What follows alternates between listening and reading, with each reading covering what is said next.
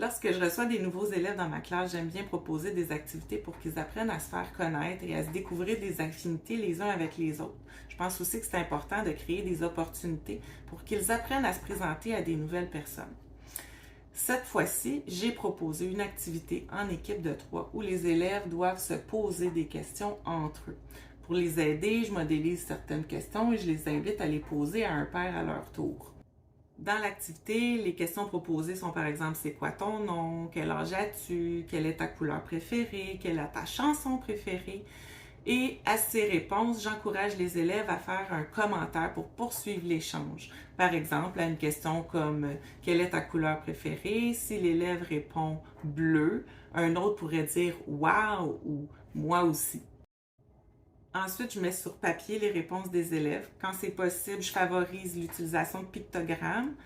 L'idée, c'est d'avoir un fanion par élève sur lequel toutes ces réponses se retrouvent et de former une belle guirlande avec les fanions de tous les élèves. Le produit final peut varier. Une autre année, j'ai fait des cerfs-volants en carton sur lesquels se retrouvaient toutes les réponses des élèves. Avant de faire l'activité, j'ai déjà une bonne idée des réponses des élèves que je connais déjà depuis plus d'1 an. Par contre, pour un nouvel élève, j'envoie le questionnaire au préalable aux parents pour qu'ils puissent me donner les informations qui me permettront de mieux guider mon élève s'il y a de la difficulté à répondre.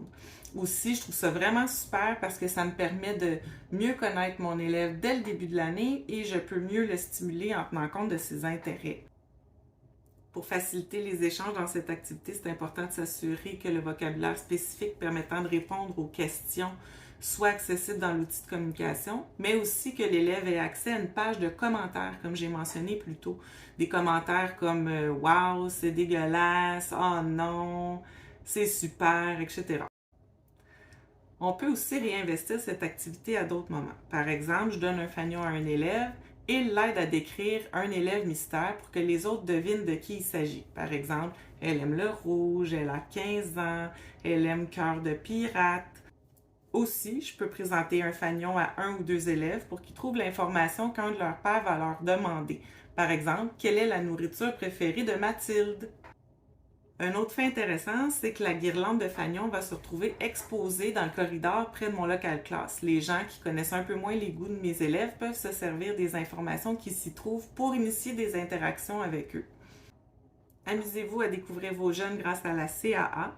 Pour d'autres idées, suivez-nous sur notre groupe Facebook, Instagram ou notre site web sous le nom de Sadissa. N'hésitez pas à vous abonner à notre chaîne YouTube.